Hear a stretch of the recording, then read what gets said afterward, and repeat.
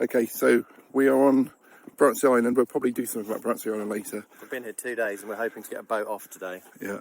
But we might have missed it again. We might be here another night. So David was just telling us, relaying a story from one of our listeners.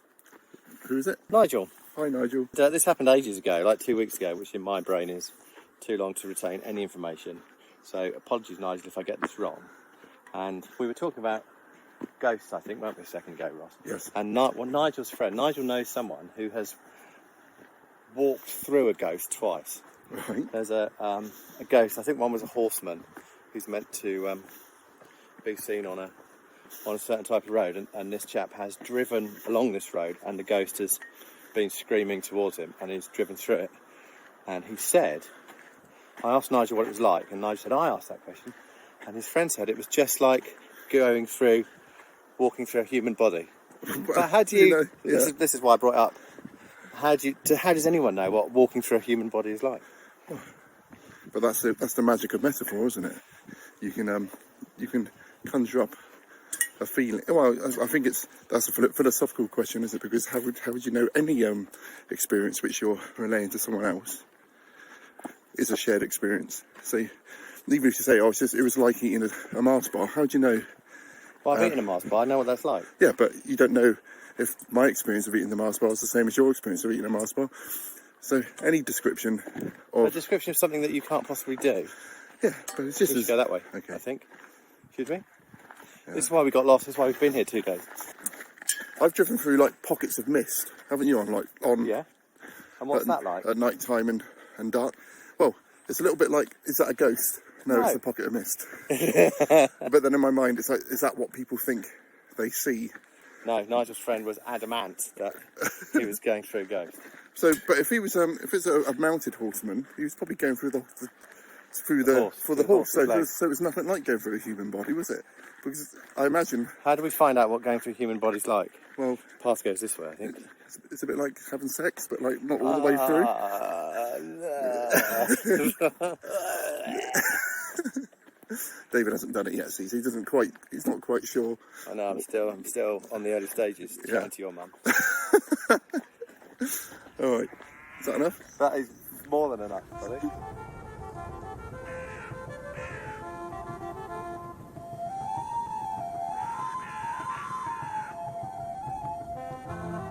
Join David and Ross as they become discombobulated in Dorset. From pixies to poltergeists, witches to woodrows, hear them explore the legends, folklore, and outright weirdness of their own county. This is Dark Dorset, the podcast of Weird Horses.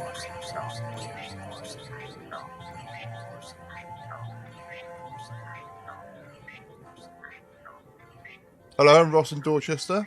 I'm David in Wareham. Who always has a little laugh when it gets to that point. That's because you're ridiculous. But playing radio shows with my friend. Yeah. Radio shows? Yeah, we're playing. When you was a kid, did you play radio shows? Like with a tape recorder and make radios? No, I was too busy building things with Lego and smashing up my brother's things from Lego. Oh, whereas we used to make radio shows and make our mum listen to them. So it'd be us like doing links for like Two Little Boys or Rolf Harris and yeah, just recording shit singles onto tape. Oh, what's that local beer you just opened? How did you know I opened a beer? Well, because it was the Foley, and I could see you. You're on.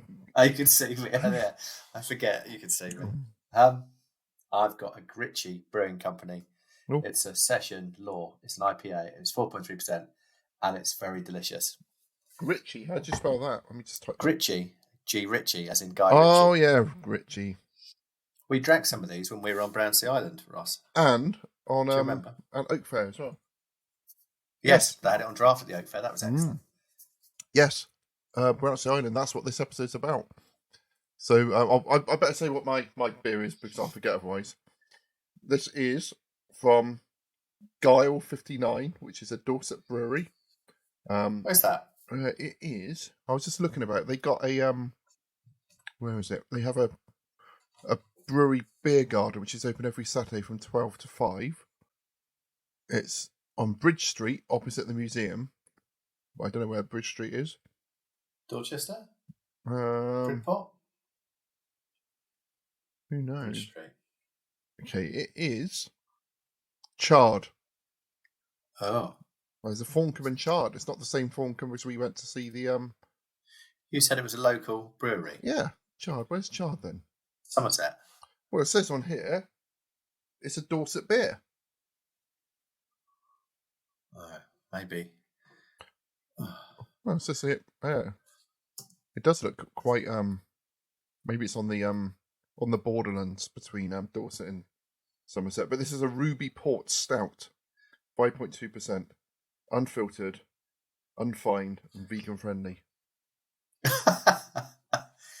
But not from Dorset. Oh, apparently, well, they say it is. So, Wow, not going to argue. I think it's probably more Dorset than your Guy Ritchie beer, isn't it? No, No? Oh, look at that. no. This is made near. It's been a long day. It's made near the Compton Abbas. Oh, I thought Guy Ritchie was like a London geezer.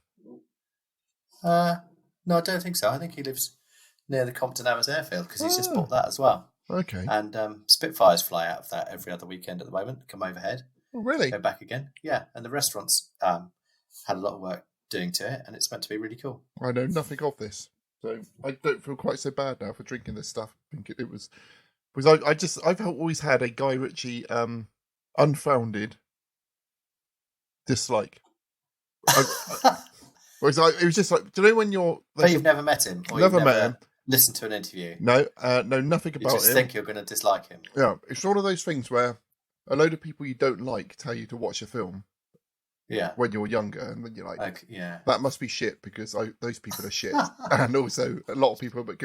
So I've never seen any Guy Ritchie films until The Gentleman, which came out a couple of years ago. Yeah. Which I thought was quite good. But up until that point, it was like, I'm not going to watch that. I'm not going to like it.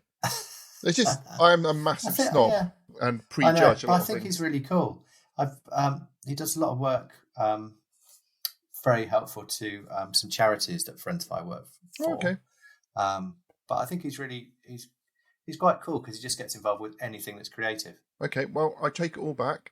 It's just me hanging on to a stupid prejudice I had from being like 18 or 19. And the brewery makes excellent beer. Okay, good. Well, I'm prepared to say I'm wrong. You can tell we haven't talked to each other for ages because we're just waffling along. Goffling. Okay, so Brownsea Island. Brownsea Island. So why did we go to Brownsea Island? We went to Brownsea Island because it's open to the public to camp there if you book in advance. So we went for a couple of nights for your birthday. Yeah, my 46th birthday, which was a shock to me because I thought I was 45 this year.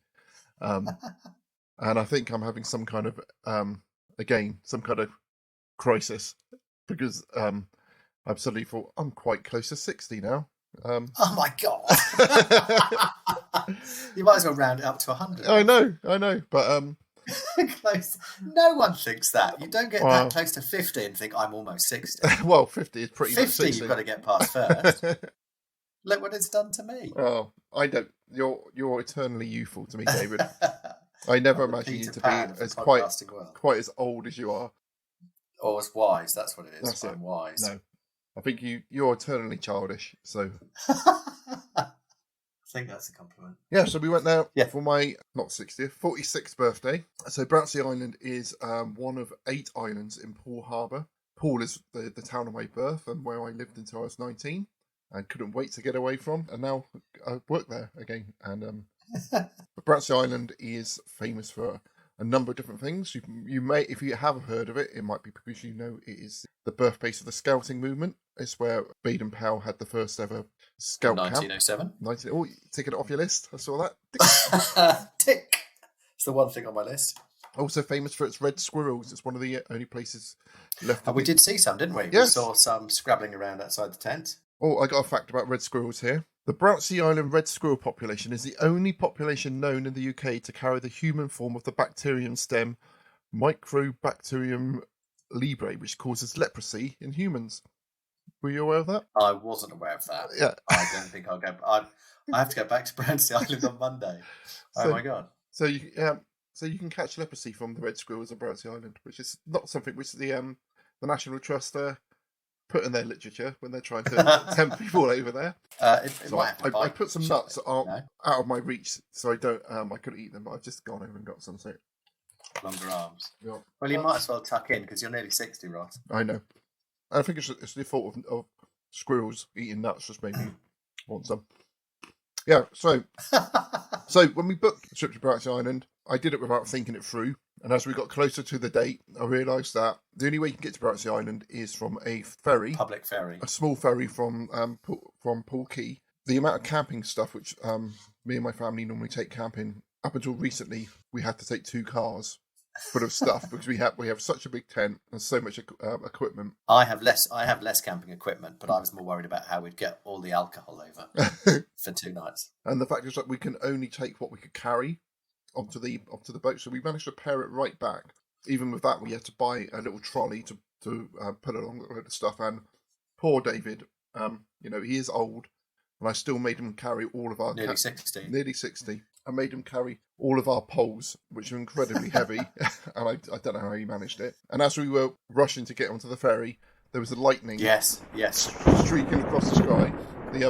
The lady at the yellow. There's a couple of different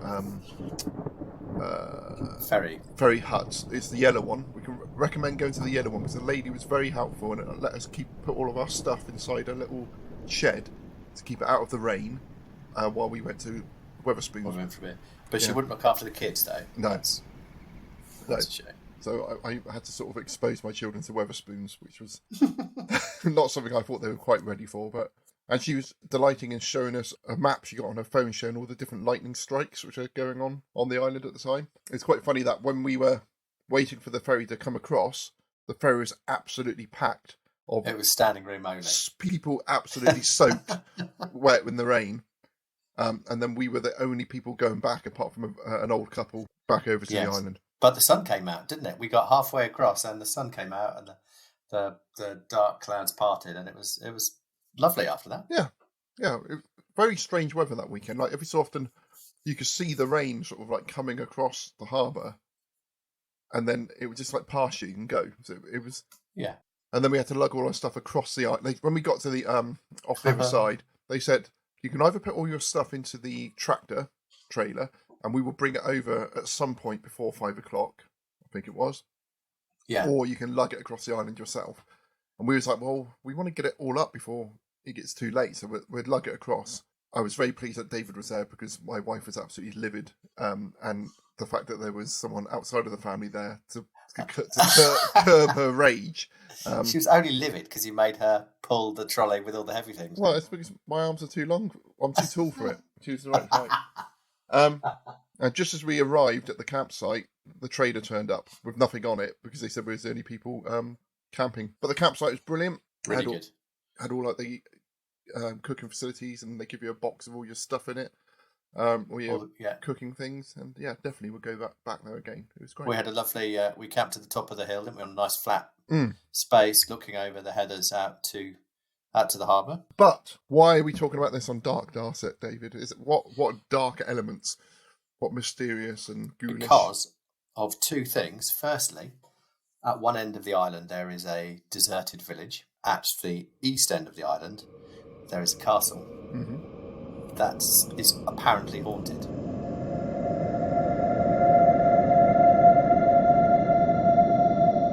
Yes. So, let's talk about the castle first, shall we? So, I found an article on the absolute shit. It's Dorset Echo, isn't it? Dorset That's Echo. what you say. Yeah. One, Dorset Echo's website is one of the worst websites experiences you can ever come across. Trying to find what is actually the article on the page amongst all the adverts and clickbait things and pop-ups and stuff. It's repulsive. Totally impossible. And they are absolute bullshit arsehole fuckers about putting a load of old bollocks on their website. Don't give a shit about whose lives they ruin. basically just want people to. Have we hit a nerve here, Ross? Oh yeah, they've just been, yeah, they just horrible. Hate them, absolutely hate them. But there is an article on there about a supposedly a photograph of a ghost on there, but they're referring to the photograph and it's not on the fucking article. I know. I have you been able to find the photograph anywhere on No, there? no. Neither have I. So they're describing a photograph which doesn't exist. But the photograph was apparently taken in May 2003 when a couple were over there for a charity evening at the castle, which is leased by John Lewis. There was a fundraising night there. And they say they took a photo from a window in the castle and there's a face in the photo. So the photo is supposedly of a lady, which, what's her name? Mary Bonham-Christie. When I tried to Google more information about her, I just got lots of pictures of Helena Bonham Carter, which is well done, Yes, Google. she's the lady that bought the island in 1927. She bought it for £125,000, and she was known as the Demon of Brownsea because she bought it and immediately gave notice to the 120 or so families who lived on the island and basically told them to get lost. Because I didn't realise that up until that point, because Brownsea Island now, like we said, it's jointly owned by the National Trust and the Dorset Wildlife Fund. Mm-hmm. Yeah, Trust. That's it. And it's, as far as all my lifetime and all my sort of memory of it is just almost like a nature reserve with a nature reserve, a scout camp on there. But I didn't realise that up until the late 1920s that people lived there. That, like we said, 120 families lived there, and basically she bought bought it and kicked them all off and let the whole island just go back to being wild again. She was a little bit of a recluse, but also she just very much wanted to let nature take up, reclaim the island. But it says I read here that she lived in one room in that castle on the second floor with an oil stove in the centre, upon which she would cook eggs, which she went and foraged up from the island. From the red squirrels. Yeah, yeah, squirrel eggs. Yeah, and when she lived there till she was 96, and the day she came off to be put in a nursing home by her family, she died. So maybe the photo was taken in that very room. Mm-hmm. And it would have had to be, wouldn't it, for that ghost? Well, but even if that photograph exists, what sort of journalism is it to just describe a photograph which they don't even show? Could this photograph, which we're just talking about, be the ghost of Mary Bonham-Christie? There are also a couple of stories from 1976 where a head chef at 7 a.m. his bedclothes got tugged around and his pillows got moved. Oh. And he thought that was something. So he was there on his own in the room, having a and tug. he had to have 3 days off to get over this apparition. And then the same week or the week before, one of the porters at the castle there saw a cotton reel fly through the air. Wow! Yeah, it's almost as if someone had thrown a cotton reel at him. Yeah. Did he get 3 days off as well for saying that? It doesn't say, but that's 1976. You've been in the castle. I've never been in the castle. Yeah, it's lovely. It's quite dated. Yeah, but what did you say about the way you get into it? When you land on the island, if you're going to the castle, you land on a different jetty, on the private castle jetty, and it's beautiful kind of corridor you walk through with roses and butterflies in. Yeah, and it opens up onto. Well, actual butterflies or drawings of butterflies? No, real butterflies. I think there might be drawings as well, but there were lots of real butterflies flitting and flying around. And then it opens up onto the lawns of the castle. Nice. That was quite cool. She had a protracted legal battle, and then it looked like someone tried to burn her off the island in 1934. They never determined what the cause of the fire was, but she blamed the Boy Scouts and forbade them to camp on the island afterwards. She even kicked them off of it, and so they didn't return until the National Trust took over.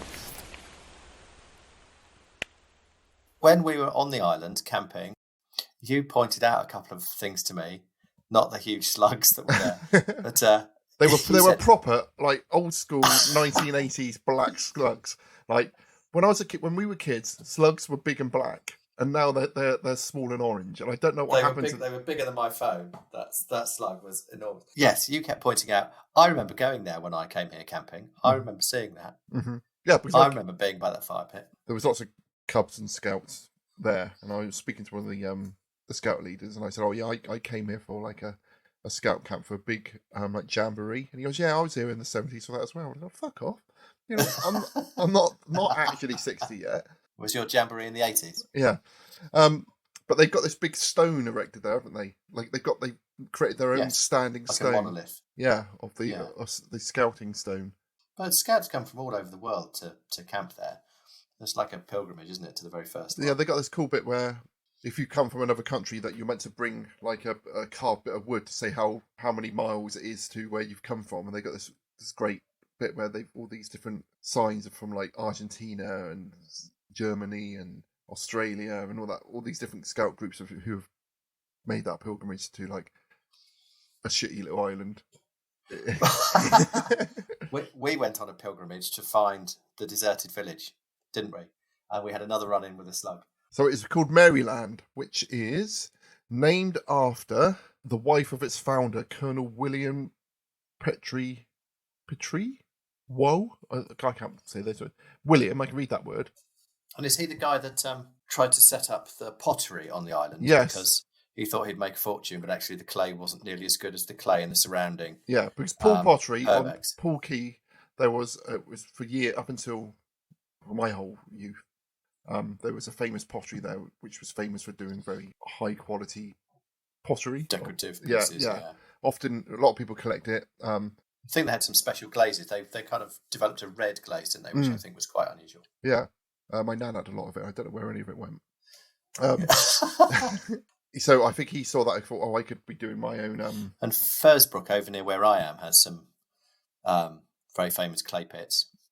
They get very fine clay out of there. My elderly neighbour used to work in the clay pits when he was a lad. Oh, okay.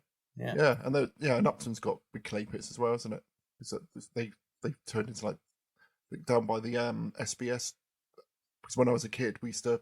So the Special Boat Service are based in Upton, and there's some big clay pits there which are now full of water, and they use them for training. And when I was a kid, we used to go there and break in and like swim out to the jetties and just like spend the day. You know, dare you to do that now? Playing. So again, another one of those stupid things which you do as a kid. You know, break into a bit with loads of signs saying extremely deep water. You know, I couldn't swim very well at all, but managed to sort of like get myself over onto this jetty and spend the day just jumping off of it into there. But I think this guy thought, oh, I can make some money. I'll buy this island and set up a pottery there. And then it turns out the clay was really shit, so they ended up they could only make like pipes and and chimney pots. The west end of the island, the beaches there are mainly made up of smashed pottery, aren't they? There's almost inch thick red pipe fragments everywhere. So they had this village there, it's a place called Maryland, which was mainly, what do you call them, potters? I don't know, people who made chimneys and pipes until... Pipers. Chimney pipers. Mary Bonham-Christie bought the place and kicked them all off.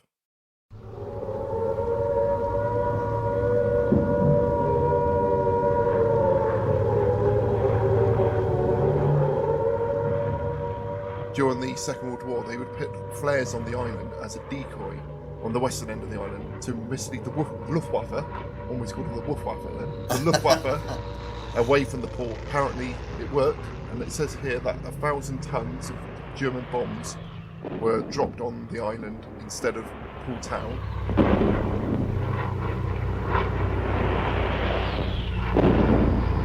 There's nothing of that village left, is there? There's just a few footings Yeah. here and there. And it's totally flat. And then in amongst all those pipes on the beach, there are brick fragments here and there. Yeah, like you might find like a chimney, might you? Or just like the bit of a wall or something, but it looked like it was absolutely flat by the Luftwaffe. Isn't that French for table tennis? Yeah. Luftwaffe.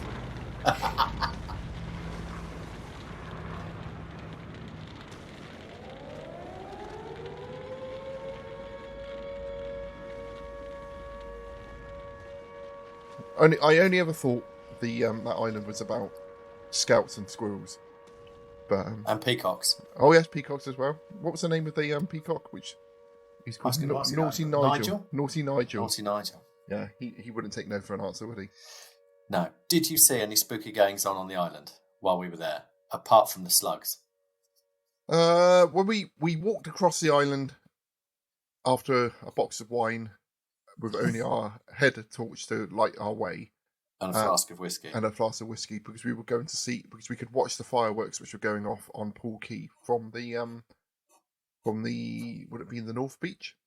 I imagine, if it was facing. Yes. Yeah. Northwest. Yes.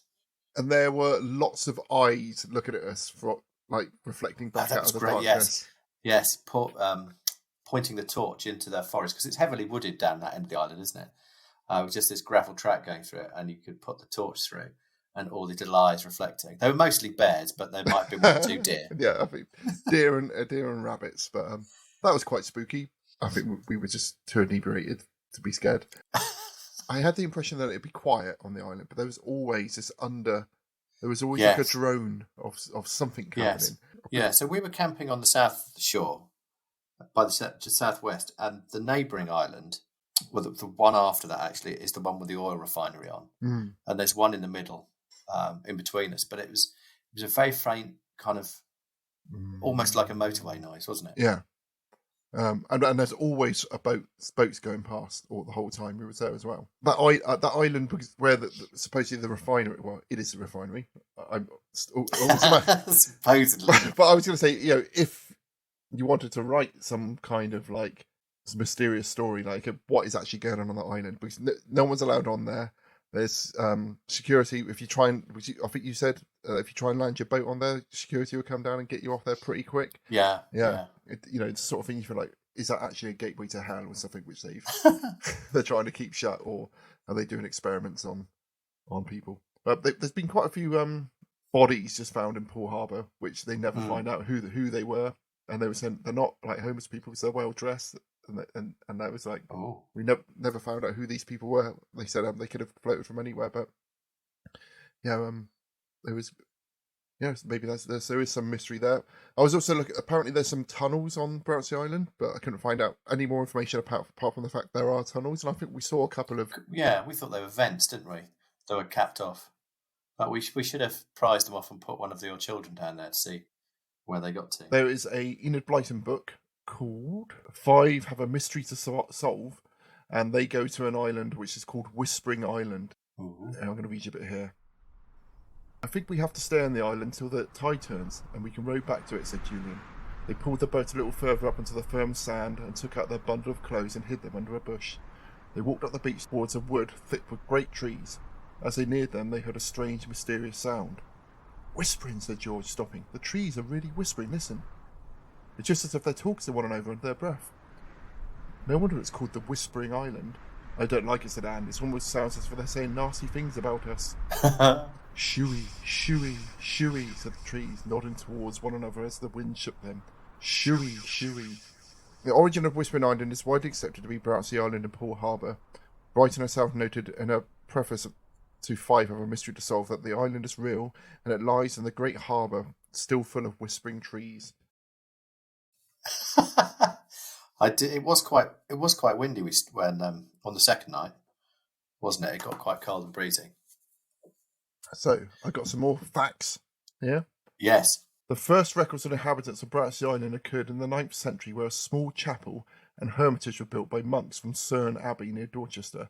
The chapel was dedicated to St Andrew, and the only resident of the island was a hermit who may have administered to the spiritual welfare of sailors passing Poole Harbour. That book, which sort of started this whole thing, Occult Britain, has quite a lot of stuff about like hermitages, and it's not something we have anymore. I wonder when the idea of like a hermit being a good thing, or people wanting to become hermits, sort of like died out. Has that ever been something you've been attracted to, David? Occasionally, I would like just to fuck off and be on my own, but I don't. I wouldn't be able to live in a cave forever. Yeah, in a loincloth. I wasn't even taking a loincloth. But maybe there's loads more hermits that lived places that didn't get bothered by people, and we never hear of them because no one ever bothered them to find out about them. That was wise. I feel like I can remember a point when I was getting pissed off at a job I had, and I was like looking up if I could possibly sell my house. Yeah, I wanted to go and live in the middle of Alaska, away from everyone.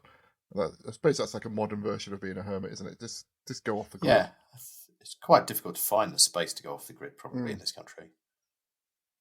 I'll let you know if I find anywhere. So the other islands in Poole Harbour, you've been to a few of them in your kayaking adventures. Oh my! I knew you were going to ask me about the other ones. Mm. I think I've kayaked around most of them. Yeah, hit me with the names. Oh, I don't. So there's I can guess. From memory, Long Island, Round Island. That's all I can think of. So they're the two off the west of Brownsea that you can see, like with Corfu over the top of them. Then you've got Green Island, which is the one next to us, and Fursey Island, which I think is the one with the refinery on. Right. Then you've got Stony Island, which is in the entrance of the harbour and only appears at low tide. Okay. Then you've got Giggers Island, which is up the top of the Wareham Channel, and you can only get round that on high tide. And the one that we went over to a few weeks ago and hammocked up is, oh my God, can't remember the name of that. Drove Island. There's one called Drove Island, which is a small marsh island off the Studland Peninsula. Fursey Island, Giggers Island, Green Island, Long Island, Otter Island. Ooh, where's that? Located on the southwestern edge of Litchett Bay. Perkins Island. Perkins, that's the one we. That's the one we had an overnighter on recently. That used to be owned by the owner of. Oh, there's a big old house there, isn't there? Upton Country House. Upton Country House. So the owner there used to let the very poor people from Poole, the ladies and the kids, camp on the island to get out of the slums and avoid cholera in the summers. Okay. I think it's a bit like that today still. Apparently you can, so there's 5 houses on Round Island, which you can rent out. About £110 a night, it says. Yeah. Yeah. There was a little pottery on there as well at one point, I think. No, that's Green Island, isn't it?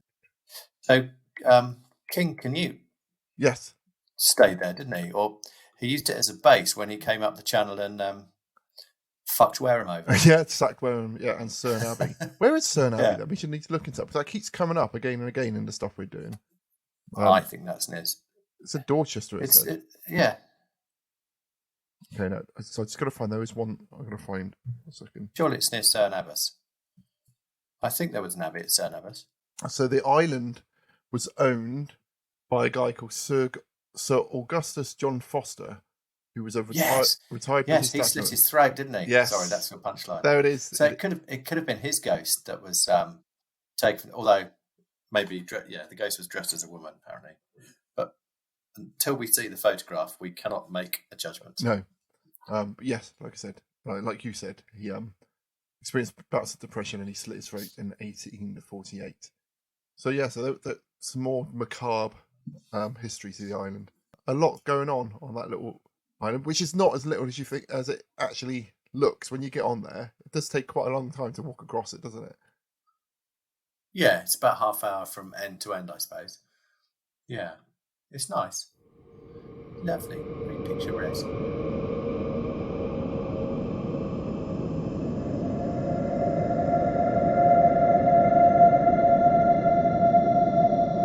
So the next episode, what are we doing in between now and the next episode? We are staying overnight in a haunted prison. Oh, yes, I forgot about that. Yes. Is that next weekend? Next Saturday night?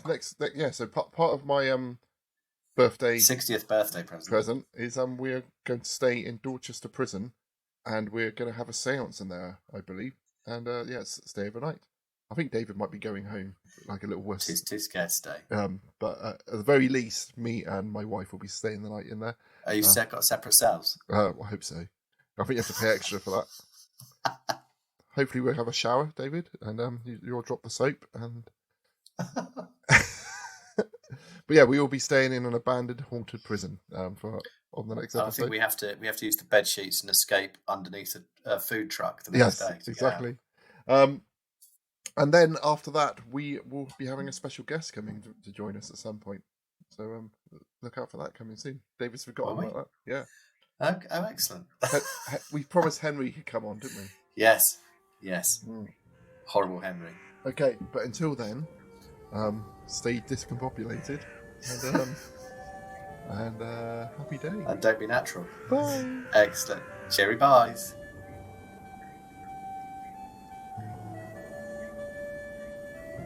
If you knows of any weirdness you'd like to share with Dave and Ross, you can tell them by email at darkdorset@gmail.com or talk to them on Twitter at darkdorset.